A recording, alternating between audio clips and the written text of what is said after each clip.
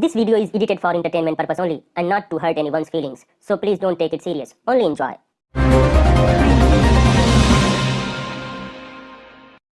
आज के मुख्य समाचार ये हैं। सिर्फ वही शराबी खरीद सकेंगे शराब जिन्होंने लगवाई है कोरोना की दोनों डोज। पेड़ के गिरने से 3 बाइक सवार हुए घायल। मुख्यमंत्री ने दुख जताते हुए कहा कि जल्द अज जल्द बदला जाएगा आंधी में गिरने वाले पेड़ों का नाम। किसानों की बिल वापसी के बाद अब चूहों और सांपों के जीवन पलट की तलवार। शोएब जामई ने कपिल मिश्रा को जूता दिखाने के बाद दी सफाई। क्या मुगल लुटेरे हिंदुस्तान को लूट कर चले गए थे अपने देश भारत? अब समाचार विस्तार से। लोकल प्रशासन ने आर्डर दिया है कि जिन शराबियों ने कोरोना की दोनों डोज लगवाई होगी सिर्फ वही ठेके से शराब खरीदेंगे।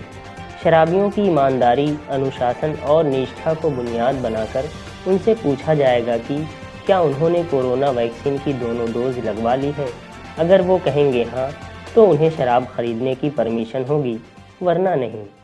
इस कारण ये यहाँ लोकल प्रशासन ने जो आदेश दिए उसके तहत हमने यहाँ पे आदेश निकाला है कि जिसके दोनों डोज लग गए हों उसी को हम दारू की बिक्री करेंगे। और उससे पूछता है सेल्समैन कि भाई आपके दोनों डोज लग गए, तो दोनों डोज लग जाते हैं तो हम उसको बिक्री कर रहे हैं और प्रेरित भी कर रहे हैं। हम बोर्ड भी लगवा रहे हैं कि हर एक दुकान पे बोर्ड लगेगा कि भाई दोनों डोज वालों को ही दारू बेचेंगे। वेरीफाई कैसे होगा सर, किस तरह से उसको वेरीफाई? ये तो उसकी ईमानदारी से वो बोलेगा कि हाँ मेरे लग गए हैं। हिंदुस्तान में अधिकतर हमारा खुद का अनुभव है कि दारू पीने वाला सही बोलता है, झूठ नहीं बोलता। उत्तर प्रदेश की राजधानी लखनऊ में आंधी के कारण पेड़ गिरने से 3 बाइक सवार गंभीर रूप से घायल हो गए, जिस पर माननीय मुख्यमंत्री जी ने दुख जताते हुए कहा कि हम जल्द ही रोड के इर्द गिर्द लगे पेड़ों का नाम बदलकर जुल्फ़े-यार रख देंगे और फिर जुल्फ़े-यार के गिरने से किसी को कोई नुकसान नहीं पहुंचेगा।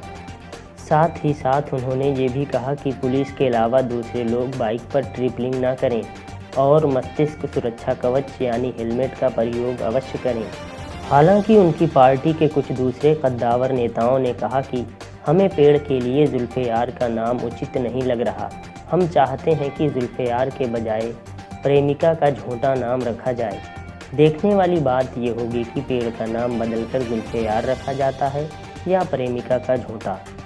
अभी जल्द ही हमारे प्रधानमंत्री ने किसानों का बिल वापस लेने की घोषणा की है। ये सुनकर चूहों और सांपों में एक हलचल सी मच गई है।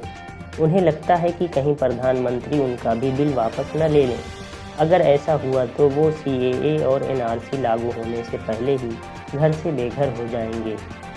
एक डिबेट में शोएब जामई ने कपिल मिश्रा को जूता दिखा दिया था।